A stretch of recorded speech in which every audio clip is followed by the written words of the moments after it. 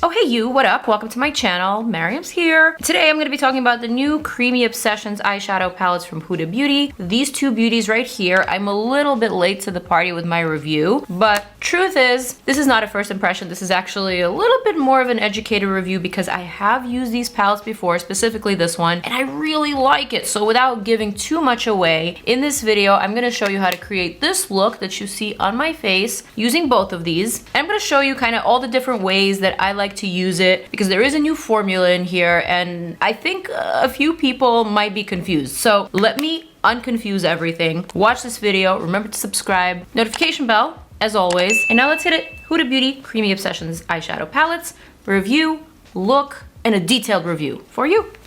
Hair is clipped back nice and away. And now let's talk about these new Creamy Obsessions eyeshadow palettes from Huda Beauty. So these are $32 each. There are two shades. One of them is called Grayish, so it's kind of like a grayish beige sort of color story. Very cool tone. It almost has this like lavender lilac sort of feel to it. This is definitely very 90s to me and I like it a lot. But my favorite palette of the two is actually the neutral brown, this one right here, which I have to admit I've used it before. So this video isn't exactly a first impressions. This is more of an educated review type of video because I know exactly how to use these creamy eyeshadows. And probably the reason why you're watching this video is because you want to know how to use this new cream to powder formula, whether it separates, whether it actually sticks on your eyelid, and the works. So I'm going to show you everything that I've learned since testing out this product. I do like this innovative formula. I think it's pretty cool. There's nothing really like it out there like this. I like this for Huda Beauty, the brand. Anyway, back to this eyeshadow palette. The neutral brown is leaning definitely more towards neutral. Like they said, it's not an overly warm palette and you can't really call it chocolatey either, even though there is a really nice chocolate shade in here. But let's actually just talk about the textures. So we have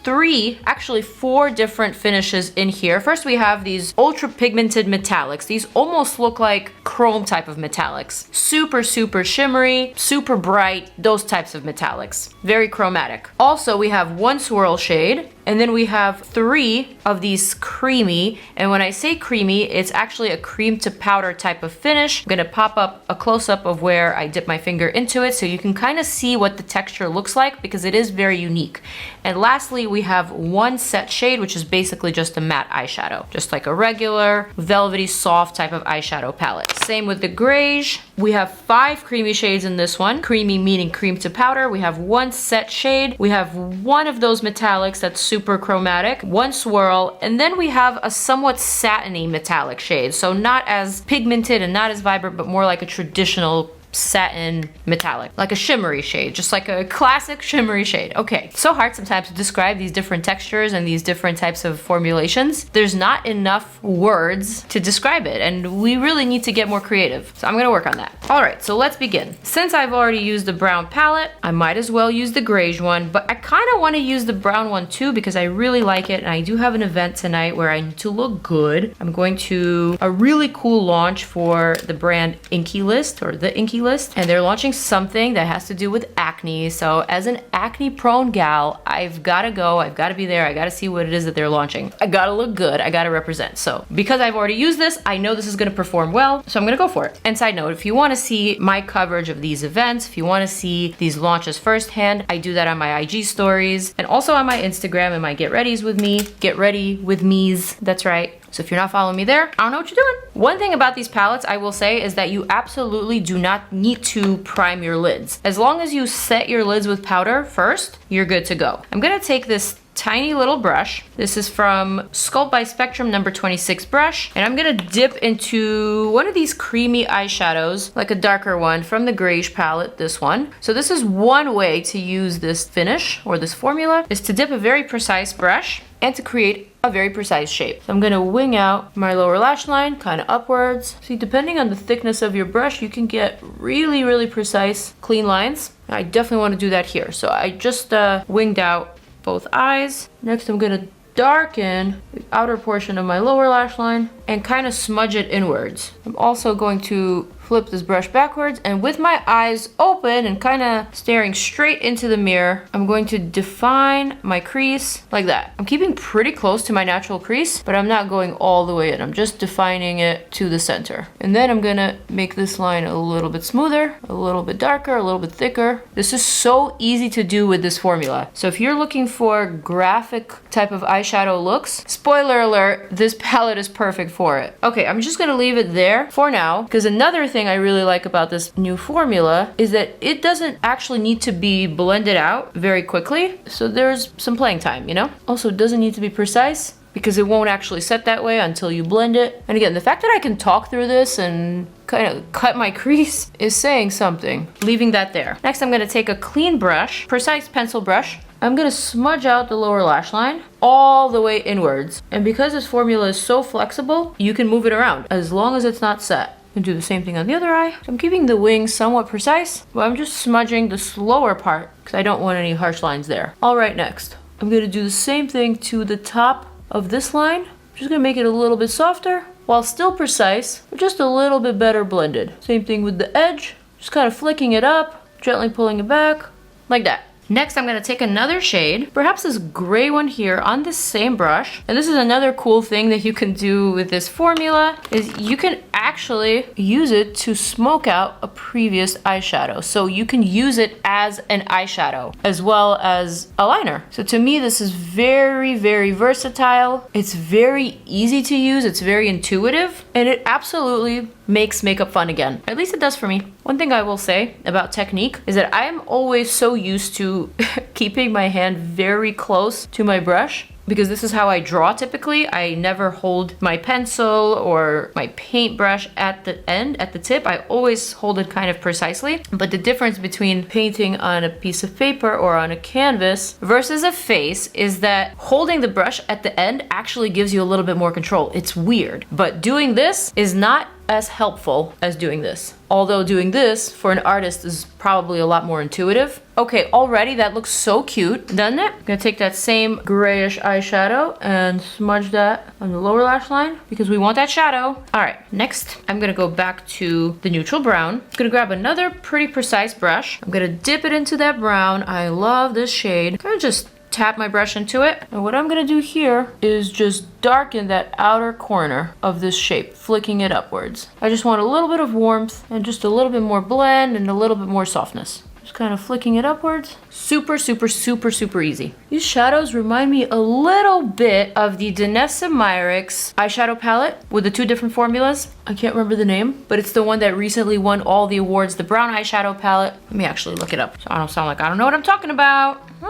Groundwork, that is what I'm talking about. So the Groundwork palette by Danessa Myricks, I will pop it up right here for your reference. The original one with the browns that you could use on your face, on your eyes. Basically, each of the windows has two different formulas. A regular matte powder and also a cream to powder. And these cream to powders definitely remind me of the Danessa Myricks from the Groundwork palette cream to powders. But I will say these feel just a little bit more cushiony, like just a little bit more velvety. Or maybe that's just my imagination. Maybe they are the exact same formula, but perhaps because these pans are a lot bigger than the Groundwork palette pans, it just somehow feels a little bit different. Okay, so the groundwork or the base for this eye look is somewhat done. You see what I'm doing here. Obviously, you don't have to use 3 different eyeshadow colors like I did. You can just use 1 or 2 and it'll be good enough to go. I kind of just wanted to show you all the different techniques and what I would do for blending and how you can create precise lines versus smoky lines and how you can also blend them. All right, so now that we have done that, let's actually fill in the space. And for that, of course, I want to go for something shimmery and vibrant. I'm gonna go for the swirl shade in the grayish palette. Wow, so far I've really been mostly reaching for the grayish. Okay, so this swirl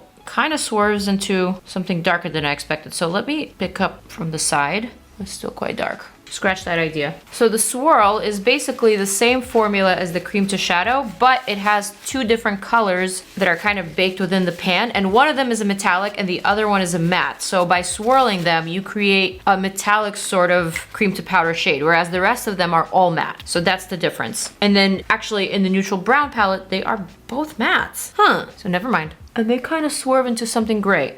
I can't say that I really care for the swirl shades. I mean, they look cute, but ultimately I don't like the color that they produce once swirled. So that's like my one criticism. So instead, I'm just gonna go for this very, very, very vibrant metallic shade in the neutral brown palette. But first, I'm gonna pick up this one. And this one's like a pink champagne. So I'm gonna add that metallic pink champagne shimmery shadow all over my movable lid up to my crease. I'm using a very precise brush so that I can continue cutting that crease. But as you can see, there's not much contrast between these two colors. So this is actually something that makes it very, very wearable and easy to travel with, especially if you're taking it with you to work and then going out after. You can easily dress up a day look and make it into a night look. But you get the idea. And then for the pop, I am gonna use the super, super bright shade in the center. This is the one that I used for a very similar look that I wore to the Huda Beauty dinner here in the city just last week. And it was probably one of my favorite looks that I've done in a while. It felt neutral, but it also felt bright and vibrant. You see that? It just made my lids pop, and it just made it a little bit more festive and interesting. These sparkles have the tiniest amount of fallout, so I'm gonna get rid of them before they stick. And I'm also gonna re-emphasize that cut like that. Also gonna add just a little bit of sparkle to the inner corner, just a dot and a dot, no more than that. And last but not least, I'm gonna grab the matte eyeshadow, the only one matte shadow that is actually labeled set. I'm gonna get a big fluffy brush. This one is Wayne Goss 04, and I'm basically just going to brush that onto my brow bone right above all of that blend. Like that. I'm gonna do one more thing, and that is add a little bit of the black creamy eyeshadow, creamed powder, right here underneath my lower lash line, and once again blend it out. Okay, I think I'm satisfied. I think I'm ready to frame this look with some liners. All right, camera cut off, so I took the liberty of finishing up this eye. For the liner, I'm gonna use the Huda Beauty Life Liner Quick and Easy in the very brown. One thing I will say about this new creamy creamed powder formula is that generally eyeliners, especially ones that have bristles like this one, just do not seem to glide very well over this formula. So you might wanna clean up the residue off the liner as you're going along, just so that you can prolong the life of the liner. Because what happens with these bristle or felt tip liners is that they collect the product, and the product actually tends to mess up the quality of the bristles or of the felt, which is why I am someone who prefers dippy liners with a brush. These just get messed up too easily. See, I'm already ready to clean it up, and you gotta shake it. But the good thing about this liner is that it is very precise, and so you can create some pretty cool looking drama on your eyes. So I'm just gonna wing this out as I normally do, keeping the outer edge of my line very, very clean and straight. I like to kind of do that on one breath. And then with my eye open, staring directly at the mirror, starting at about right here. I'm gonna bring this back and perfect it, like that. This is kind of like one of my old school looks that I used to do whenever I didn't like the way that my eyeshadow looked and I needed to perfect it and make it a little bit cooler. But in this instance, I was actually going for this. I promise you, I was trying to do this graphic moment, and I think I did it. All right, so now looking at both of my lines here, I do need to thicken this one just a pinch. God, I love makeup. It's so fun. All right, and I think my liner work here is complete. I'm gonna do one more thing. I'm gonna use a very brown creamy kohl liner, also from Huda. I'm gonna pop that into my lower lash line after I remove the cat hair from it. Just like that. And just like that. Okay. Ooh, I feel like this look needed it. What do we have for mascara? Let's see. Oh, I did have a dippy liner here from ColourPop. Shoot, that's okay. For my mascara, I'm gonna go for the CoverGirl Cleantopia Extreme Black, because if everything on my eyes is gonna be brown, I at least need my lashes to be black to give it a nice frame. And I want my lashes to look fluffy and kind of on the natural side because I don't want to take away from the line work. So this is one of my favorite mascaras for that. It just gives them that nice volume. Ooh. Actually, I'm pretty glad that I'm recreating that look that I wore the other day. I did post it on Instagram stories. People were asking for the video, so here is the video. Essentially, this is very similar to what I did that day. If you know, you know. And if you don't, now you know. Ooh, this is cute. I feel like it's been a minute since I've done something very planned, you know? I always kind of just go with the flow and I let the makeup dictate, but today I knew exactly what I wanted on my eyes. I knew exactly the products that I was gonna reach for. And because I am already familiar with the Creamy Obsessions palettes from Huda, I was able to achieve exactly what I had in my mind. I hope you like. All right, for the lips, I'm also going for Huda. I'm gonna grab one of these faux filler lip glosses. Shade is Foxy. This is probably my favorite shade of all of them, and it's the one that I've been reaching for the most. I can't say this is the glossiest gloss that I've ever tried, but it is nice. Some colors are for sure better than others, and this one, Foxy, is one of my faves, although I think it might be a little too warm for this look. Should I have gone with this one? Honey? Yeah, let's go for Honey instead. Well, you get why I like Foxy. Okay, look is now complete. What do we think? I'll tell you what I think about these palettes. These are probably my most favorite of the Obsessions palettes, 9-pan palettes from Huda Beauty. I really like the cream to powder formula. I think it is very versatile and very easy to use, whether you're using this palette to create a daytime look or something a little bit more smoky or avant-garde for night. I like that you can create liner looks or graphic looks with this new formula, and I love that there's enough shimmery shades to add a pop. So ultimately, I will say the neutral brown palette is my personal fave just because I lean more towards this color story and I really like that bright metallic shade. But the grayish for sure definitely has its place, and I will for sure be keeping both of them. But if I could recommend one, I think this is a little bit more versatile and just like a little bit more flattering on the skin tone, regardless of your skin tone, if you know what I mean. So that is my review. Do with it what you please. I hope you like this look, and I hope you like this sort of educated review rather than a first impression, so that I can give you a little bit more insight on how to use this type of product or this new formula or whatever it is that I may be talking about. If you like this sort of thing, definitely let me know, because I need to know these things. And with that, I am going to remove these clips. I'm going to release the bangs, and then I'm going to zoom out and I'm going to say farewell, peace out, I'm out, see you in the next one.